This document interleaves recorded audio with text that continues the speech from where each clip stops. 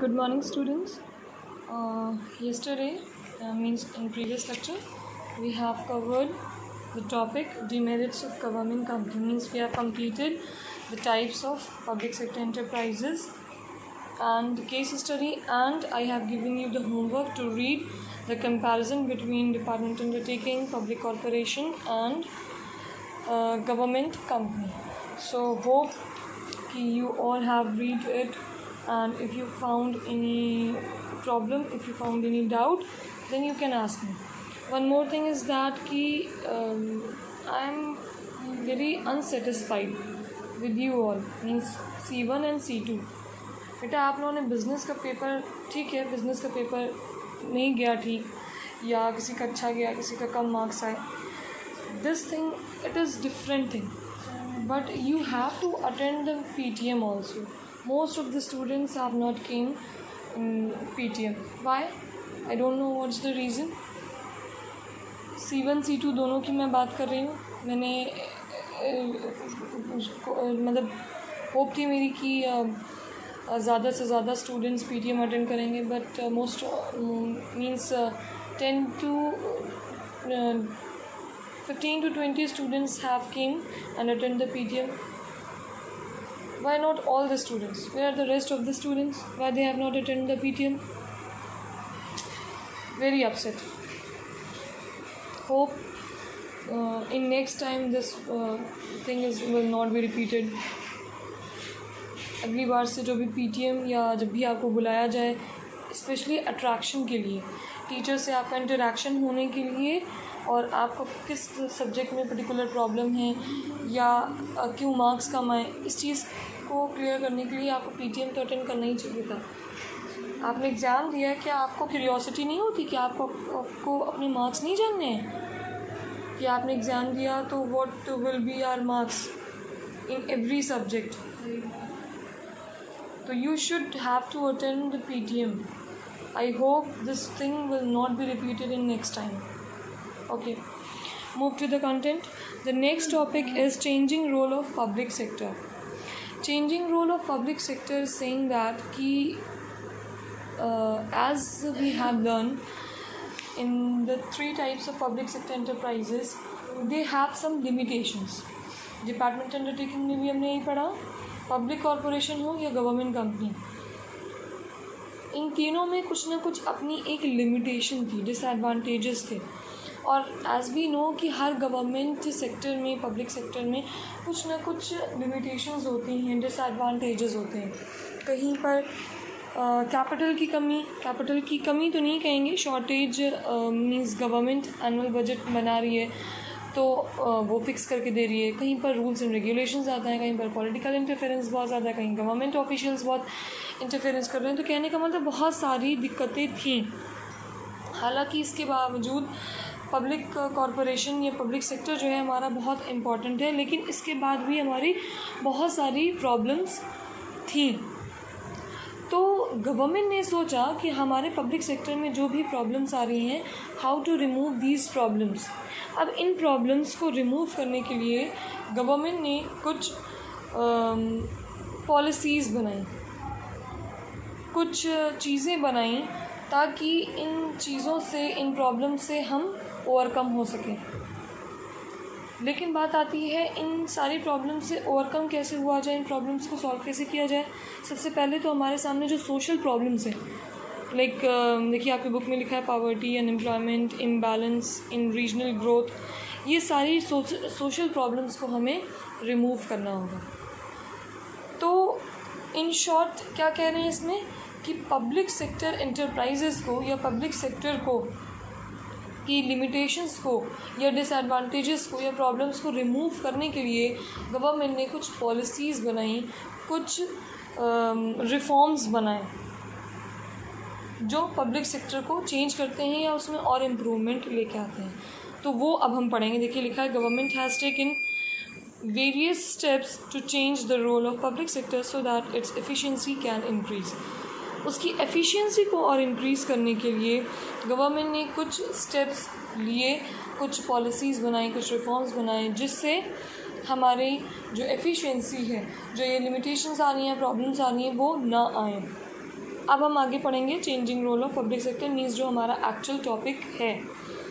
तो नोट्स में अब तक जो हमने आपको इंट्रोडक्शन बताया, ये जो पैरा है इसको आप इंक्लूड नहीं करेंगे, बस यहाँ से लिखेंगे government has taken various steps to change the role of public sector so that its efficiency can improve या कैन इंक्रीज। उसके बाद आप ये पॉइंट्स लिखेंगे जो अब हम डिस्कस करने जा रहे हैं। Okay, the first is government policy towards the public sector since 1991। 1991 में गवर्नमेंट ने क्या रिफॉर्म्स बनाई, क्या पॉलिसीज़ बनाई, इसको अब हम पढ़ते हैं। इसमें कह रहे हैं कि government of India has introduced 4 major reforms in public sector in its new economic policy of 1991। Government ने जो न्यू इकोनॉमिक पॉलिसी, हर साल इकोनॉमिक पॉलिसी आपकी चेंज होती रहती है हर 5 साल बाद, तो कह रहे हैं गवर्नमेंट ने जो इकोनॉमिक पॉलिसी बनाई 1991 में, उसमें कुछ चेंजेस लेके आए, कुछ रिफॉर्म्स बनाए। वो रिफॉर्म्स कितने हैं आपके? 4 मेजर रिफॉर्म्स हैं, उन्हीं को हमें डिटेल में पढ़ना है। जो अभी हम आपको बता रहे थे ना कि पब्लिक सेक्टर में वो चेंज लेके आए, वो पॉलिसीज़ बनाई, वो रिफॉर्म्स बनाया। तो इकोनॉमिक पॉलिसी 1991 में जब गवर्नमेंट ने इकोनॉमिक पॉलिसी बनाई तो उसमें 4 चेंजेस किए, 4 रिफॉर्म्स बनाए, जिसकी वजह से जिससे हमारे जो पब्लिक सेक्टर एंटरप्राइजेज़ हैं उसमें एफिशिएंसी इंक्रीज़ हो सके। उसी को हमें डिटेल में पढ़ना है। So the first is restructure and revive potentially viable PSUs। PSUs means public sector units. कह रहे हैं restructure and revive potentially viable PSUs, public sector units को रीस्ट्रक्चर और रिवाइव करना। रिवाइव मतलब या रीस्ट्रक्चर करना मतलब जो पहले से सिक यूनिट्स हैं हमारी, जो लॉस में जा रही हैं या जिनका इंफ्रास्ट्रक्चर प्रॉपर नहीं है, या जिसमें मतलब ऐसी यूनिट्स, पब्लिक सेक्टर यूनिट्स जिनसे हमें बहुत ज़्यादा गेन नहीं हो रहा है, जिसकी एफिशिएंसी बहुत लो है, उनको फिर से रीस्ट्रक्चर देना, उनमें फिर से कैपिटल लगा के फिर से उसको खड़ा करना।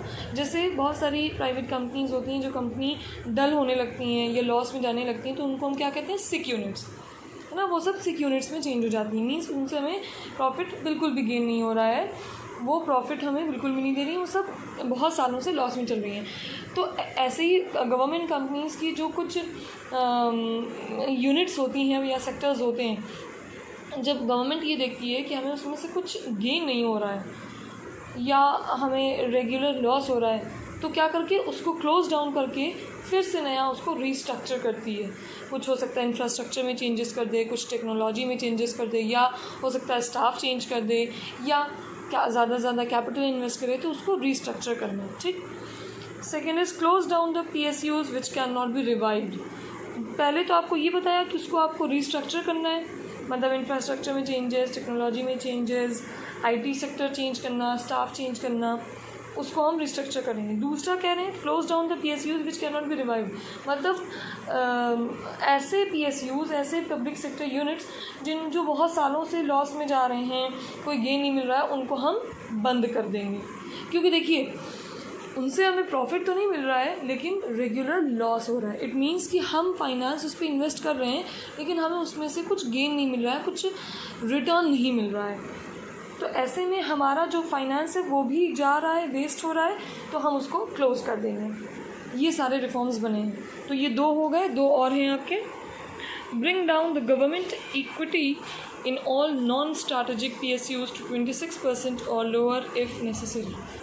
थर्ड पॉइंट में ये कह रहे हैं कि bring down the government equity in all non static PSUs to 26% और लोअर इफ़ नेसेसरी। कह रहे हैं कि वो सारी सिक यूनिट्स या वो सारे PSUs, पब्लिक सेक्टर यूनिट्स, जिसमें फ़ाइनेंस की अगर ज़रूरत है, मतलब थोड़े से भी फाइनेंस लगाने पर वो और थोड़ा सा बेटर दे सकती हैं या लॉस से प्रॉफिट के कैटेगरी में आ सकती हैं, तो हम उसमें कितना इन्वेस्ट करेंगे? 26% और लोअर।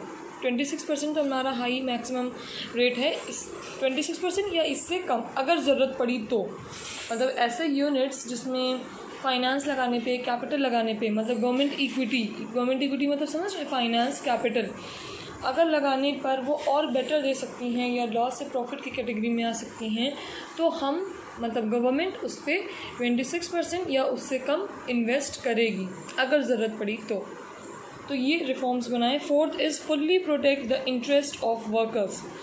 देखिए सारी चीज़ें हमारे वर्कर्स पे आके डिपेंड होती हैं, ठीक है, जैसे स्कूल में, कॉलेजेस में टीचर्स अगर सेटिस्फाइड हैं, teachers time to time motivate हो रही हैं, तो टीचर से ही स्टूडेंट हैं और स्टूडेंट से ही स्कूल है। ठीक है, समझ रहे हैं? तो टीचर्स अगर time to time work proper नहीं करेंगी या मोटिवेशन नहीं होगा या जो भी उनकी प्रॉब्लम्स हैं वो सॉल्व नहीं होंगी, ठीक है, तो क्या होगा? टीचर्स डिस्टर्ब रहेंगी, स्टाफ डिस्टर्ब रहेगा, तो स्टूडेंट पे इम्पैक्ट पड़ेगा। वैसे ही सारी चीज़ें, सारे इंडस्ट्रीज़, सारे यूनिट्स, सारे सेक्टर्स वर्कर्स पे डिपेंड होते हैं। तो यहाँ पर हमें किस पे फोकस करना है? वर्कर्स पे फोकस करना है। कहना है fully protect the interest of workers के इंटरेस्ट को प्रोटेक्ट करना, मतलब हमें वर्कर्स के लिए वर्क करना है। हमें ये देखना है कि किस तरह से वर्कर्स हमारे और बेटर वर्क कर सकते हैं। हो सकता है हम उन्हें मोटिवेट करने के लिए उनको रिवॉर्ड दें, अवार्ड दें, या उनकी सैलरी में इंक्रीमेंट कर दें, या उनकी फैमिली के लिए कुछ गिफ्ट्स दें, या फिर उनको फ्री इंश्योरेंस पॉलिसी दे दें, या उनकी को हाउसिंग फैसिलिटी दे दें। जो पुअर हैं वर्कर्स, उनको हाउसिंग फैसिलिटी रहने के लिए, या मंथली उनको कुछ इंक्रीमेंट लगा के, मतलब कहने का मतलब उनको मोटिवेट करना है, वर्कर्स के इंटरेस्ट को प्रोटेक्ट करना है, ताकि वर्कर्स हमारे खुश रहें। जब वर्कर्स सेटिस्फाइड रहेंगे, जॉब सेटिस्फाइड रहेगी, वो गुड कंडीशन में रहेंगे, तो उनका इंटरेस्ट हमारे सेक्टर्स पे बना रहेगा। हमारे सेक्टर पे वर्कर्स ठीक से वर्क करेंगे, उनका इंटरेस्ट बना रहेगा, तो जाहिर है हमारे सेक्टर्स भी प्रॉफिट अर्न करेंगे। फिर ये सारी चीज़ें करने की हमको ज़रूरत नहीं पड़ेंगी। तो ये चारों पॉइंट्स आपने देखे। तो इकोनॉमिक पॉलिसी 1991 में गवर्नमेंट ने ये 4 रिफॉर्म्स नए बनाए, चेंजेस लेके आए। ठीक है, ये 4 आपने पढ़ दिए। अब इसमें आगे कह रहे हैं the steps taken to achieve the above mention elements are. अब ये चारों चीज़ें हमको कैसे अचीव होंगी, कैसे हम इस पर वर्क करेंगे, वो हम पढ़ेंगे। मतलब ये चारों, जैसे पॉलिसीज़ बनती हैं या प्लानिंग होती है, तो प्लानिंग तो हमने कर लिया कि ये 4 स्टेप हम करेंगे, या ये चीज़ चेंज करेंगे, या जो हमारी लॉस में जा रही है उनको हम क्लोज डाउन करेंगे। तो ये 4 स्टेप, ये 4 प्लानिंग हमने कर तो लिया, लेकिन उसको हम एग्जीक्यूट कैसे करेंगे, उसको हम स्टेप्स में अब पढ़ेंगे। ठीक है, first is reduction in the number of industries reserved for public sector from 17 to 8, और ब्रैकेट में क्या कह रहा है, एंड देन 2, 3। रिडक्शन मतलब मीन्स रिड्यूस होना, जैसे आपको पता ही है। कह रहे हैं reduction in the number of industries reserve for public sector from 17 to 8। कह रहे हैं ऐसे इंडस्ट्रीज़ जो पब्लिक सेक्टर के लिए रिज़र्व की गई हैं, उनको हम क्या कर देंगे, रिड्यूस कर देंगे। मतलब आप इन शॉर्ट ऐसे समझिए कि जो पब्लिक के नाम पे, जो गवर्नमेंट के नाम पे इंडस्ट्रीज़ बुक हैं या रिज़र्व हैं, उनको हम 17 से लेकर 8 के तक में कम कर देंगे। अब डिटेल पढ़िए। Industrial policy of 1956, there were 17 industries reserve exclusively for public sector. In 1991 industrial policy the number was reduce 8 and in 2001 it was brought down to 3। कह रहे हैं कि वो इंडस्ट्रीज़ जो इंडस्ट्रियल पॉलिसी 1956 में 17 इंडस्ट्रीज़ गवर्नमेंट के नाम पे थे, उनको हमने इंडस्ट्रियल पॉलिसी जो 1991 में बनी, उसमें हमने 8 तक रिड्यूस कर दिया, और फिर 2001 तक आते आते हमने 3 कर दिया। इट मीन्स कि 17 से हमने 3 पे आ गए। क्यों रिड्यूस किया, अब वजह सुनिए। गवर्नमेंट ने ये सोचा कि वो इंडस्ट्रीज़ जो गवर्नमेंट के नाम पे रिज़र्व हैं, जो पब्लिक सेक्टर के नाम पे इंडस्ट्रीज़ रिज़र्व हैं, वो उस पर ऑलरेडी गवर्नमेंट वर्क कर रही है। ठीक है, जो सेट हैं, जो फिक्स्ड हैं गवर्नमेंट के नाम से पब्लिक सेक्टर में, अगर हम उनको कम कर देते हैं, जहाँ 17 था उसमें 8 कर दें, या 8 है तो 3 कर दें, तो इससे फ़ायदा क्या होगा?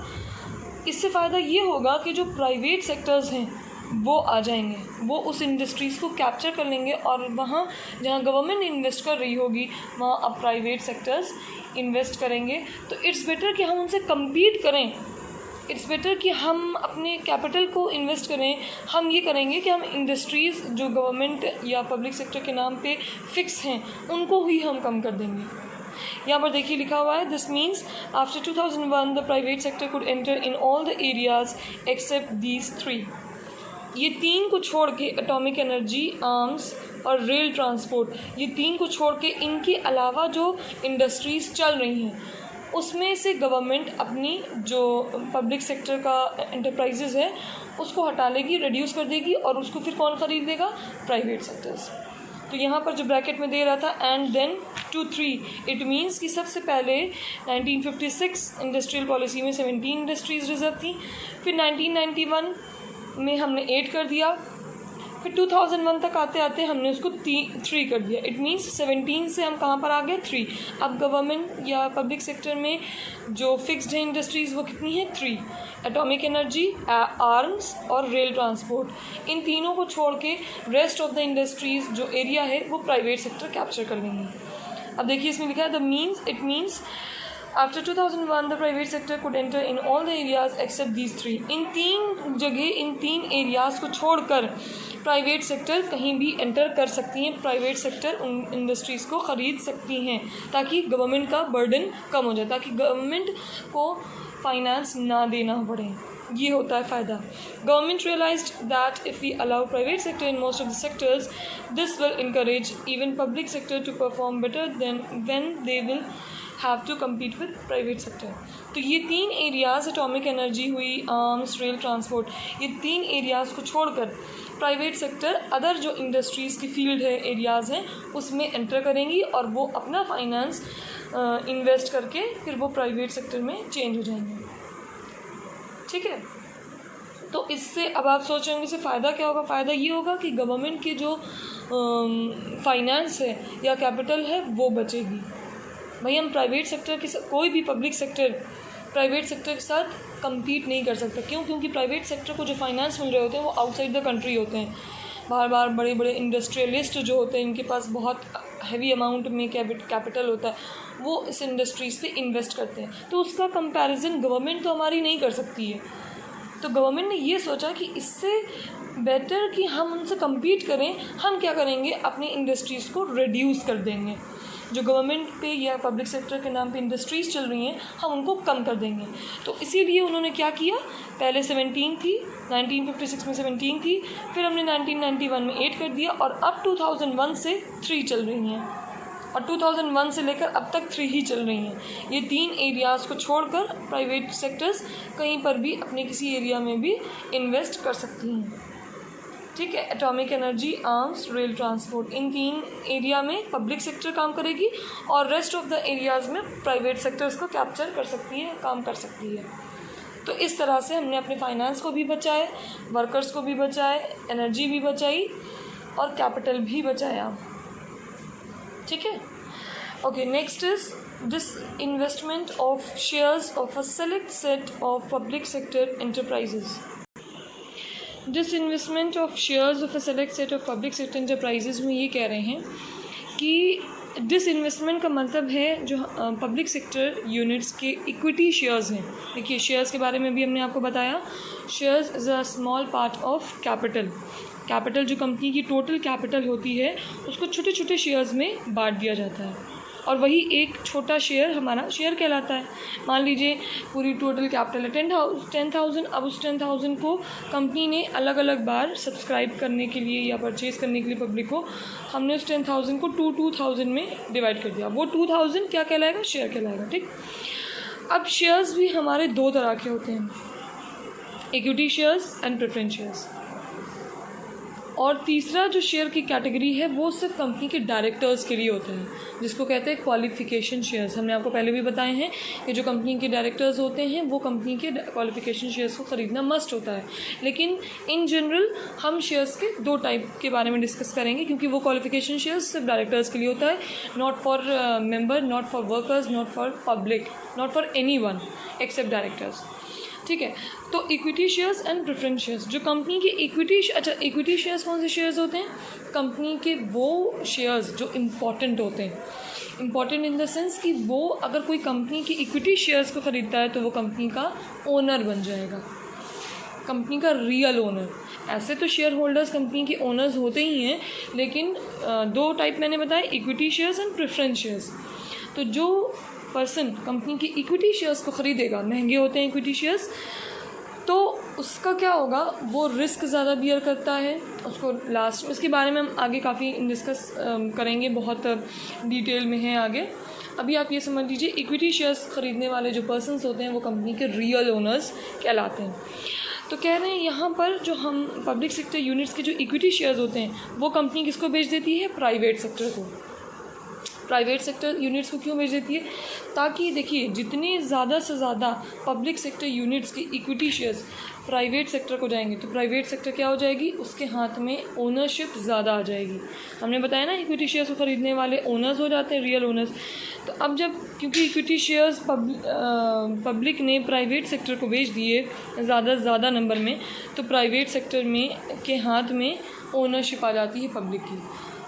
अब फाइनेंस हो या एक तरह से कहिए प्राइवेटाइजेशन कर दिया हमने अपने इंडस्ट्रीज़ का या अपने सेक्टर का, तो हमारे सेक्टर के इक्विटी शेयर ज़्यादा ज़्यादा प्राइवेट सेक्टर ने ख़रीद लिया, तो ओनरशिप किसकी होगी, प्राइवेट सेक्टर की होगी।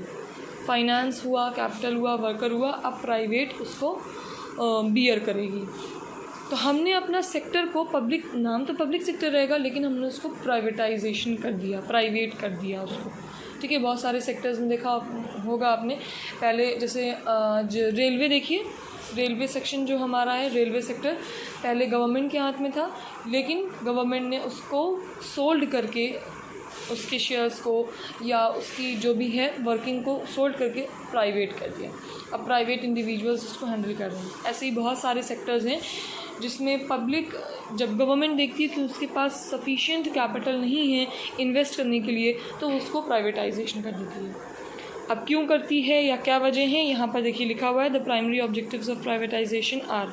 इसको हम जीमी पे या नेक्स्ट क्लास में डिस्कस करेंगे, क्योंकि वीडियो हमारी काफ़ी लंबी हो जाती है, तो स्टूडेंट्स का भी कहना है कि ma'am it is very time taking. ठीक है।